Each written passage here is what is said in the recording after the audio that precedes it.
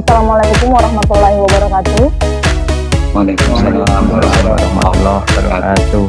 Inna hadzal Qur'ana yahdi lillati hiya aqwam wa yubashshirul mu'minin.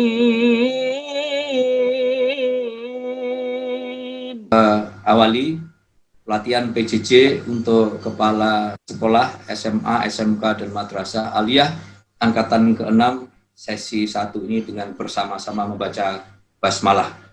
Bismillahirrahmanirrahim. Demikian pelatihan PJJ untuk kepala sekolah SMA, SMK, dan Madrasah Aliyah angkatan ke-6 ini secara resmi saya nyatakan dibuka. Assalamualaikum warahmatullahi wabarakatuh. Waalaikumsalam warahmatullahi wabarakatuh. Ya, baik, demikianlah tadi sambutan dari Ketua Lembaga Pendidikan Ma'arif NU PBNI, Dr. Andes Kyai Haji Arifin Junaidi MBA. Kami haturkan terima kasih banyak. Kemudian acara selanjutnya adalah keynote speaker oleh Bapak Dr. Andes Kyai Haji Mas Duki Badlawi MSI. Beliau adalah salah satu staf sus Wakil Presiden Republik Indonesia dan Wakil Sekjen Pengurus Besar Nahdlatul Ulama. Kepada Bapak Dr. Andes Kyai Haji Mas Duki Badlawi MSI, dengan hormat kami persilahkan. Terima kasih Mbak. Assalamualaikum warahmatullahi wabarakatuh. Bismillah, alhamdulillah, wassalatu wassalamu ala rasulillah Muhammad ibni Abdillah wa ala alihi wa sahbihi wa mawalah wa la hawla wa la quwwata illa billah. Asyhadu an la ilaha illallah wa asyhadu anna Muhammadar Rasulullah. Amma ba'du. Yang saya hormati Ketua Umum Pengurus Besar Nahdlatul Ulama yang memantau perkembangan dari kegiatan yang baik ini.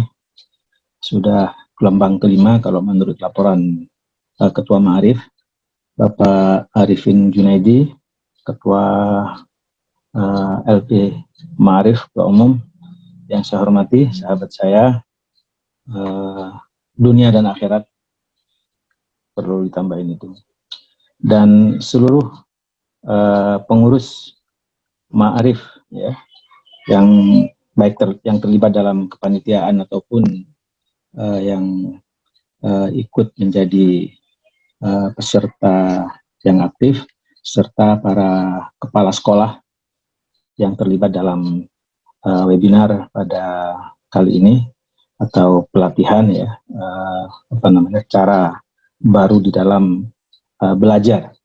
Cara baru dalam belajar, karena memang saya kira semua kondisi saat ini secara global, orang-orang, kelompok, ataupun negara, semuanya itu pada bingung dengan pancaroba ini. Pada mulanya orang tidak mengira, orang hanya berpikir tentang akan ada perubahan dari revolusi industri 3.0 ke 4.0 gitu kan. Tapi tiba-tiba kemudian sebagaimana kita ketahui, akhirnya terjadi pandemi, yang kemudian pandemi ini secara cepat ya bergulir ke setiap negara dan secara global. Sekarang semuanya terkena pandemi, sehingga kemudian banyak orang-orang, pimpinan negara semuanya pada kebingungan. Sekarang ini banyak orang berbicara mengenai apa yang disebut dengan Great Reset ya. Jadi men-setting ulang seluruh bidang kehidupan kita. Jadi rencananya nanti pada bulan Januari itu di Davos akan ada pertemuan ekonomi dunia yang akan membahas tentang tata baru ekonomi dunia pasca pandemi. Jadi semuanya bingung, dan dalam konteks Great Reset ini, jadi men-setting ulang terhadap seluruh tatanan ekonomi itu, diberikan satu konsepsi tentang ekonomi baru yang tidak terlalu berbau kapitalisme gitu ya. Ini sebagai salah satu ilustrasi aja sebagai prolog. Jadi tidak berbau kapitalisme yang serakah, tetapi bagaimana bahwa pertumbuhan ekonomi ke depan diharapkan tidak lagi menjadi seperti pertumbuhan ekonomi sebelum pandemi krisis. Kira-kira seperti itu. Jadi ini hanya sekedar gambaran, dan itu tidak hanya terjadi di bidang ekonomi, tapi juga terjadi di bidang-bidang yang lain. Dalam politik juga saya kira akan terumuskan ulang salah satu cara yang selama ini juga sudah mulai diwacanakan mengenai sistem pemilihan yang berbasis daring, berbasis digital ya. Saya kira itu juga ke depan semuanya berubah. Jadi disrupsi ini semakin mempercepat keadaan kita, termasuk di dalam cara belajar kita, termasuk di dalam cara mengajar kita, termasuk di dalam kita sebagai pimpinan di dalam sekolah. Itu saya kira semuanya berubah. Jadi cara kita, mindset kita tadi sudah disebut-sebut dengan baik oleh Ketua Ma'arif, ini semuanya cara kita memimpin itu juga harus berubah. Kondisi pancaroba ini diperlukan semacam ya solusi-solusi dan visi-visi yang tajam gitu ya. Jadi visi yang tajam itu penting. Kita ingat sebagai sebuah gambaran, dulu tidak akan pernah negara ini merdeka. Mungkin kalaupun merdeka, kalau tidak ada Soekarno yang mempunyai visi tajam, mungkin merdeka kita itu seperti negara Malaysia dan yang lain-lain. Artinya apa? Merdeka diberikan gitu ya. Diberikan oleh tentara sekutu lah kira-kira setelah Jepang kalah, baru kemudian itu mungkin akan lama sekali karena Belanda sangat kejam dibanding Inggris, kira-kira seperti itu. Tapi karena visi yang berbeda, visi yang out of the box, maka kemudian akhirnya Soekarno melahirkan konsepsi, didukung bersama-sama, dan akhirnya negeri ini merdeka.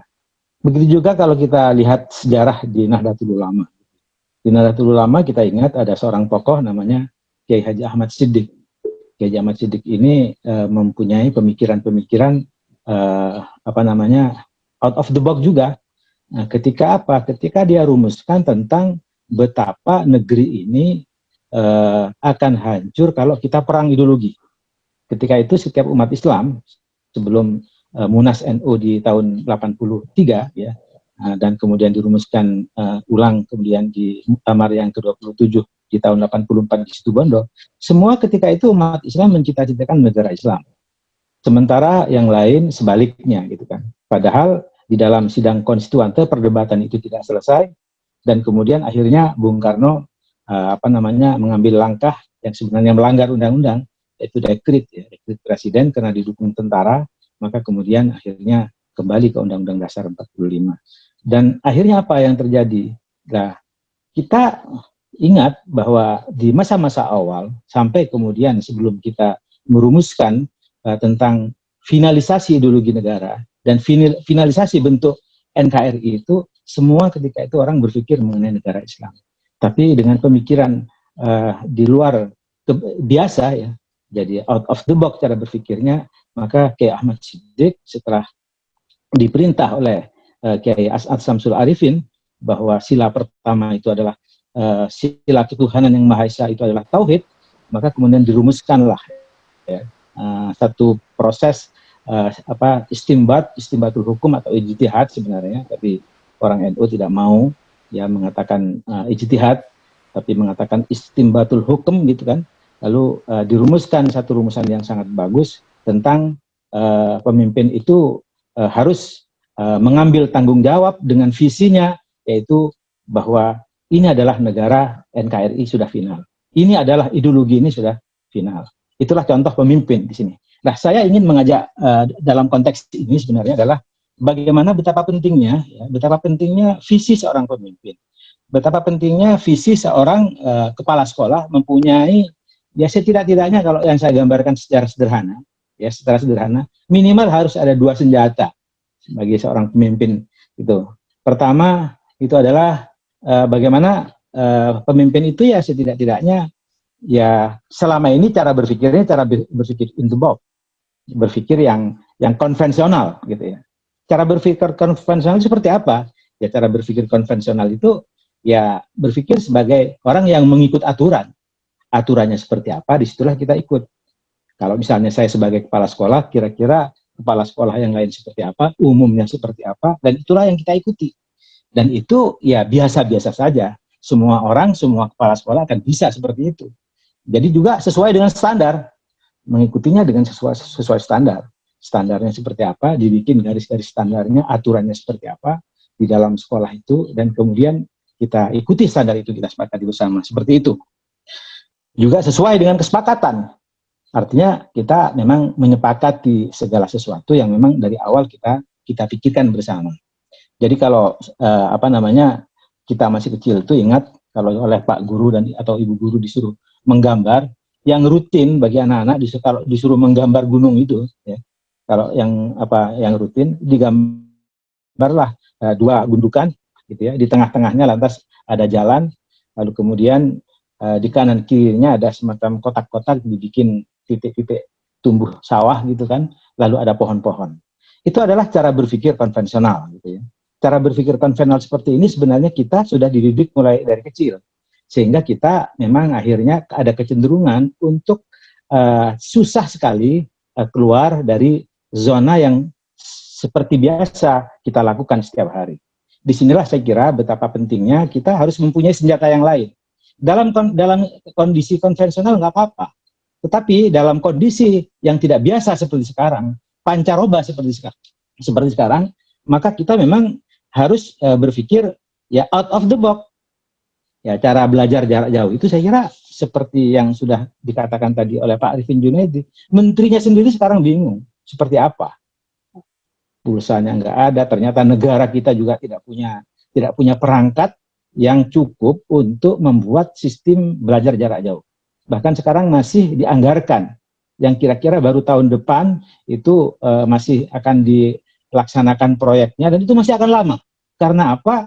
Karena selama ini kita tidak bisa ya mengantisipasi terhadap berbagai kemungkinan-kemungkinan yang terjadi seperti saat ini. Karena kita terbiasa cara berpikir konvensional.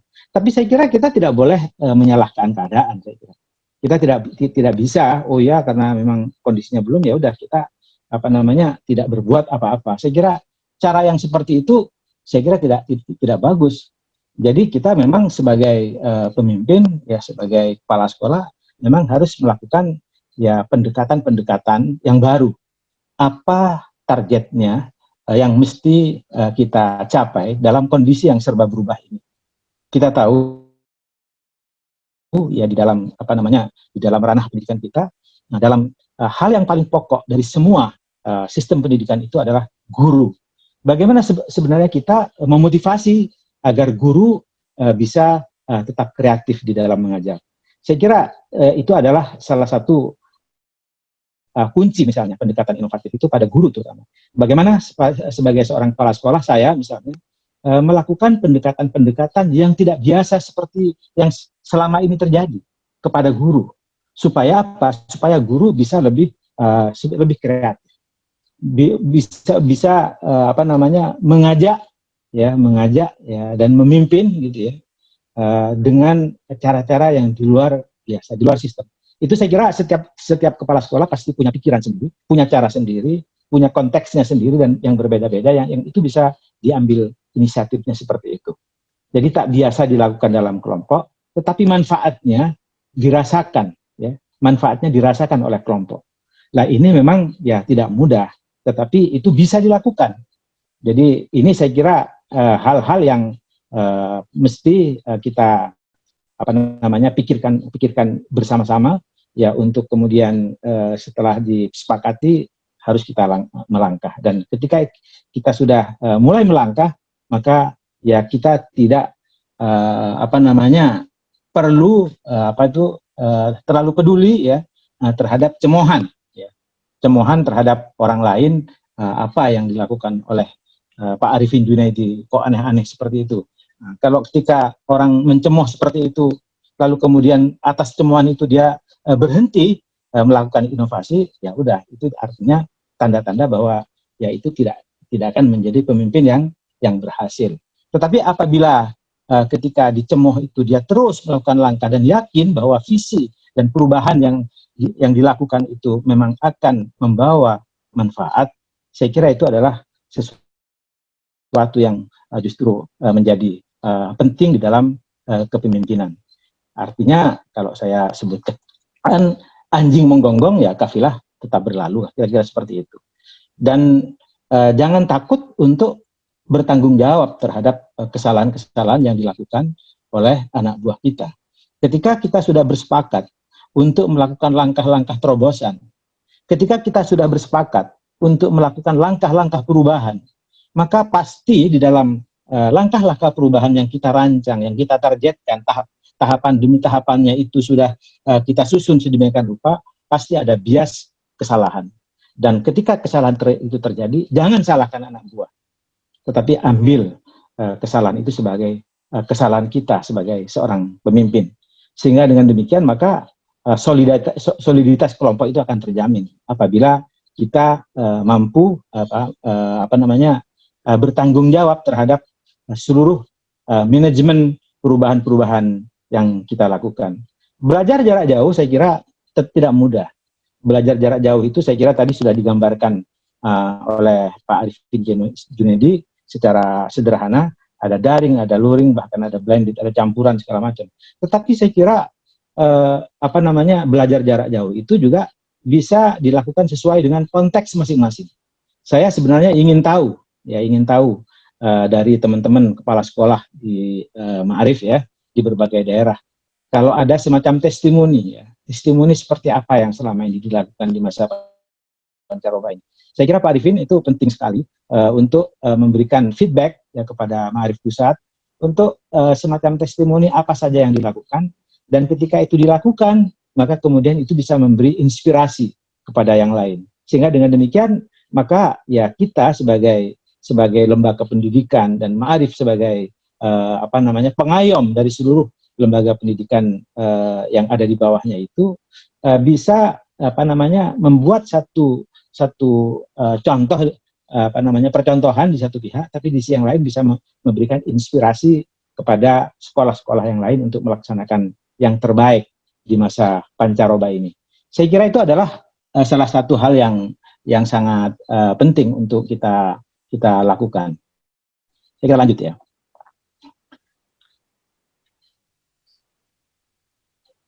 Ya. Langkah yang berikutnya yang juga tidak kalah penting ketika kita memimpin sebuah perubahan. Ketika kita memimpin sebuah perubahan, maka ada beberapa catatan. Biasanya pemimpin yang tidak baik itu suka mengeluh. Ketika guru protes, maka protesnya kemudian itu dikembangkan sedemikian rupa akhirnya menjadi masalah. Itu juga hal yang beberapa poin-poin penting yang juga harus kita hindarkan bersama-sama. Jadi juga ada kecenderungan ya di dalam proses perubahan yang sudah kita sepakati itu untuk mencapai sesuatu di dalam kita cara belajar yang baru ini misalnya, kita juga mencari celah untuk menyalahkan orang lain, menyalahkan pemerintah, ketidaksiapan kita, atau melontarkan hambatan-hambatan yang ada. Pasti banyak hambatan. Hambatan itu pasti banyak. Tapi dalam konteks kepemimpinan, saya kira kita mestinya berpikir ke depan, gitu kan? Kita berpikir ke depan, tidak melihat saat ini saja, tapi berpikir ke depan. Masa lalu itu adalah sebuah pelajaran. Al-Quran mengatakan seperti itu. Wal tardur nafsun ma qaddamat liwat, kan seperti itu ajarannya. Saya kira itu cara berpikir yang diajarkan oleh Al-Quran memang seperti itu. Dan tidak defensif. Ketika misalnya saya sebagai pemimpin, saya sebagai kepala sekolah, kemudian saya ada kesalahan, kemudian ditegur atau dikritik oleh anak buah, ya terimalah itu sebagai sebuah kritik yang terbaik, konstruktif.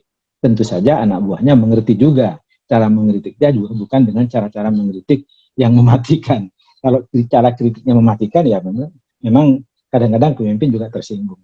Di dalam hal yang seperti itu, saya kira banyak sekali ajaran-ajaran bahwa kritik yang terbaik itu adalah kritik yang tidak melukai perasaan terhadap orang yang dikritik. Saya kira itu yang pokok. Berikutnya saya kira ada sifat yang perlu untuk kita lakukan itu adalah ya provokatif dan terbuka. Kita harus melakukan langkah-langkah yang sifatnya ya agak provokatif, agak melakukan langkah-langkah yang sifatnya itu menantang untuk banyak direspon agar apa? Agar orang-orang bisa ikut bersama dengan kita di dalam melakukan perubahan-perubahan. Karena kalau kita tidak melakukan langkah yang sifatnya provokatif dan terbuka, ya mungkin kita tidak akan banyak mendapatkan dukungan-dukungan, terutama di langkah-langkah awal. Ini saya kira kita penting untuk melakukan langkah-langkah seperti itu. Jadi misalnya kita ya ketika mengajak kelompok untuk membuat terobosan-terobosan ide, ya tentu saja ya kita harus melakukan FGD berulang-ulang. Apa saja yang harus kita lakukan dengan seperti ini. Banyak sekali kadang-kadang ide-ide baru itu tidak kita sangka datangnya. Kadang-kadang juga datang tidak dari orang yang kita kira, ternyata dia menimbulkan ide-ide yang bagus. Saya kira itu itulah seni, gitu ya. Seni dari kita memimpin. Seni memimpin itu memang kadang-kadang ya lelah, capek, tetapi itu harus dilakukan karena justru itulah kadang-kadang ide itu akan muncul untuk melakukan terobosan di dalam langkah. Dan yang terpenting adalah seperti yang di poin terakhir di layar ini adalah kita harus berani keluar dari zona nyaman, itu yang penting. Karena selama ini sistem cara belajar kita, bahkan secara nasional, sistem pendidikan kita ini adalah zona nyaman.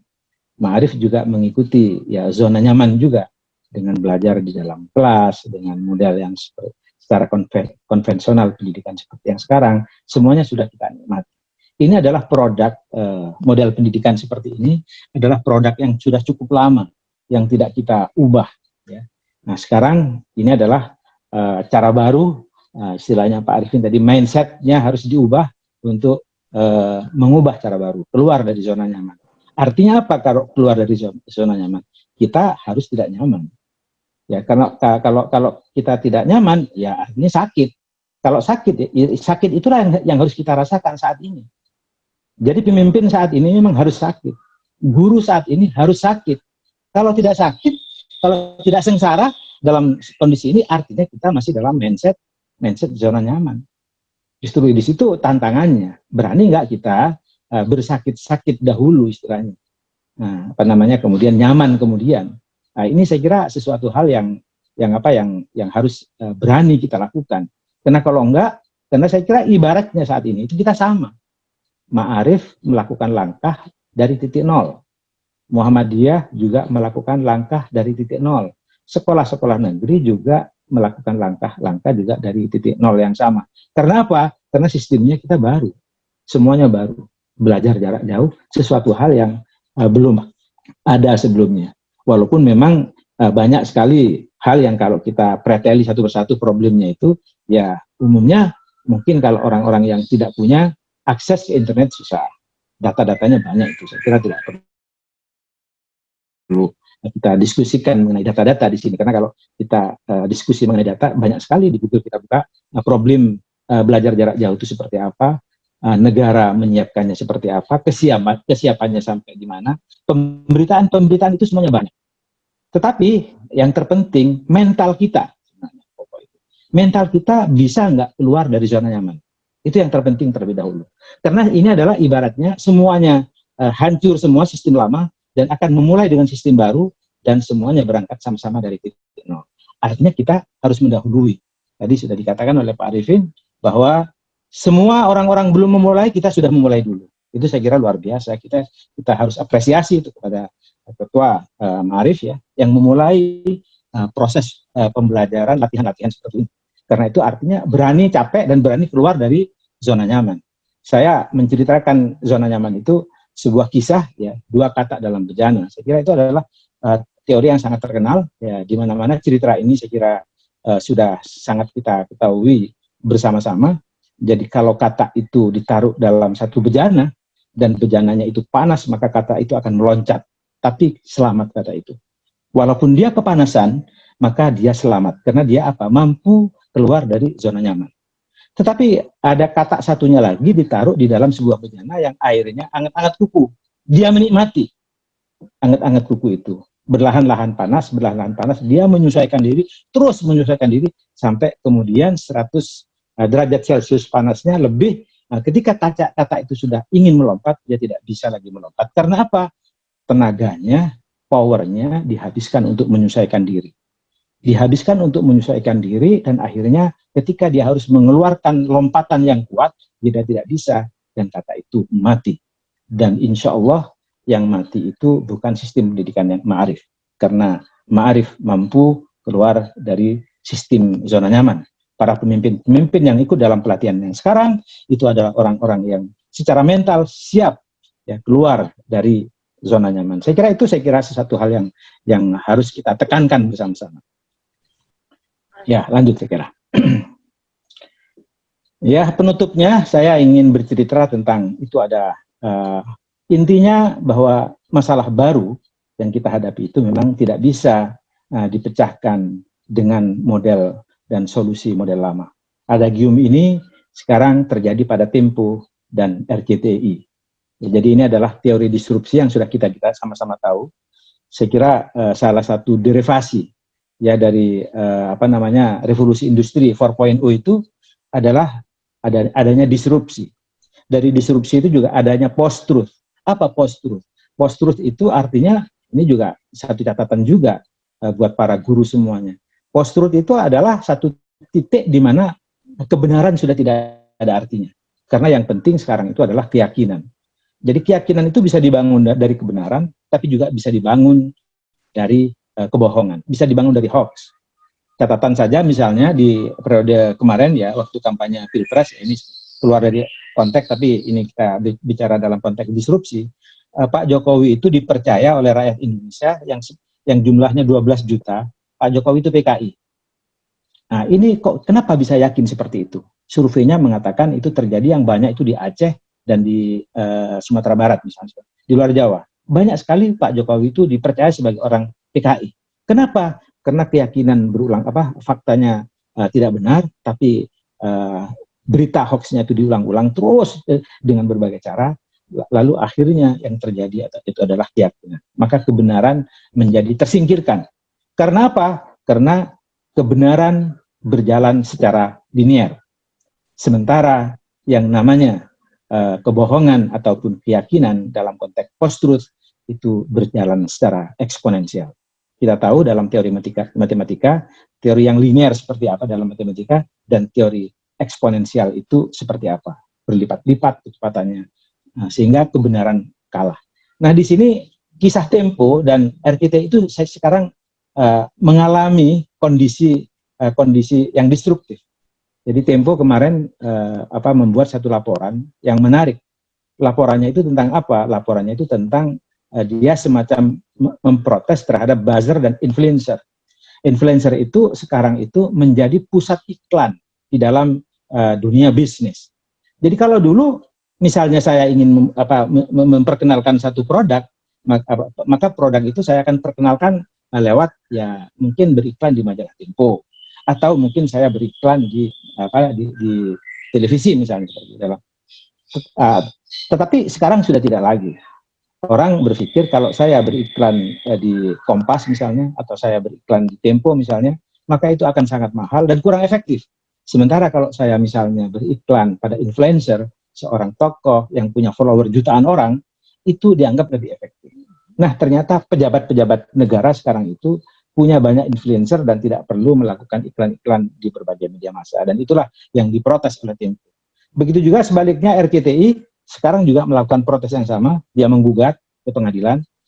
Dia tidak mau terima terhadap media sosial sebagai sebuah kekuatan baru yang itu dianggap melakukan pelanggaran-pelanggaran.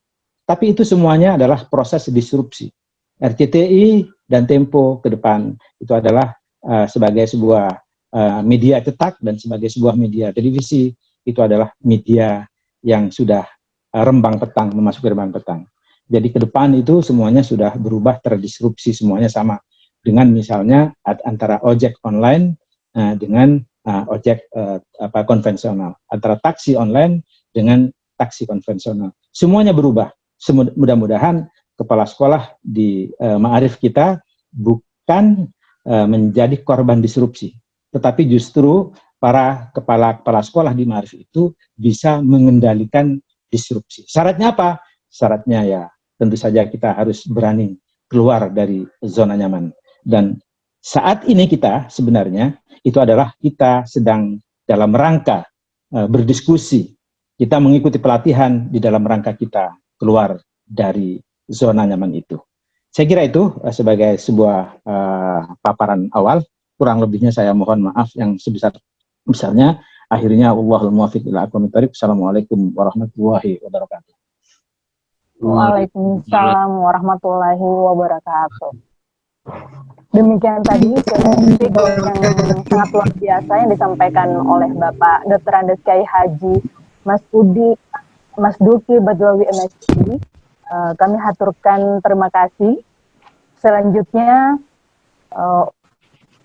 acara selanjutnya untuk mendapatkan keberkahan dari Allah Subhanahu wa taala, marilah kita sejenak menundukkan kepala sambil berdoa dengan doa yang dipimpin oleh Bapak Ustadz Jamaluddin MA. Kepada Ustadz Jamaluddin. Assalamualaikum warahmatullahi wabarakatuh. Waalaikumsalam warahmatullahi wabarakatuh. Pak Kiai Mas Duki, Pak Kiai Arifin, dan segenap peserta pelatihan, mari kita sama-sama mohon kepada Allah Subhanahu wa taala, mudah-mudahan dalam pelatihan ini kita mendapat ilmu yang bermanfaat yang bisa kita tularkan kepada orang lain dan bermanfaat untuk memajukan sekolah Ma'arif. Dan juga kita memohon kepada Allah Subhanahu wa taala, mudah-mudahan wabah COVID-19 ini segera berakhir sehingga kita bisa beraktivitas dengan aman. Ala hadhihi niyyah wa kullu niyatin shalihah. Al-Fatihah. A'udzu billahi minasyaitonir rajim. Bismillahirrahmanirrahim. Alhamdulillahirabbil alamin. Ar-Rahmanir Rahim. Maliki yaumiddin. Iyyaka na'budu wa iyyaka nasta'in. Ihdinas siratal mustaqim. Siratal ladzina an'amta 'alaihim ghairil maghdubi 'alaihim waladdallin. Amin. Nastaghfirullahaladzim, nastaghfirullahaladzim, nastaghfirullahaladzim. Allahumma sholli wa sallim wa barik ala sayyidina Muhammadin fil awwalin wal akhirin. Wa radiyallahu ta'ala an kulli ashabi Rasulillahi ajma'in. Bismillahirrahmanirrahim. Alhamdulillahirabbil alamin. Hamdan syakirin, hamdan na'imin. Hamdan yukafi fi mazidah. Ya Rabbana lakal hamdu laka syukru kama yanbaghi li jalalika wa 'azimi sultanik. Allahumma ighfir lana wa liwalidina warhamhum kama rabbawna shighara. Waghfir li jami'il muslimina wal muslimat wal mu'minina wal mu'minat ahya'i minhum wal amwat. Allahumma inna nas'aluka ilman nafi'a wa 'amalan mutaqabbala wa rizqan wasi'an mubaraka. Allahumma inna nas'aluka al-huda wat-tuqa wal-afafa wal-ghina. Allahumma ij'al auladana wa talamidana min ibadika as-salihin. Allahumma sallimna wal muslimin. Allahumma adfa' 'anil muslimin al-bala wal waba wal Allahumma arhamna bi ijabati da'watina wa qabuli a'malina wa taysiri umurina. Rabbana atina fid dunya hasanah wa fil akhirati hasanah wa qina adzaban nar. Wa sallallahu ala sayyidina Muhammad wa ala alihi wa sahbihi wa sallam. Subhana rabbika rabbil izzati amma yasifun wa salamun alal mursalin walhamdulillahi rabbil alamin. Wassalamualaikum warahmatullahi wabarakatuh.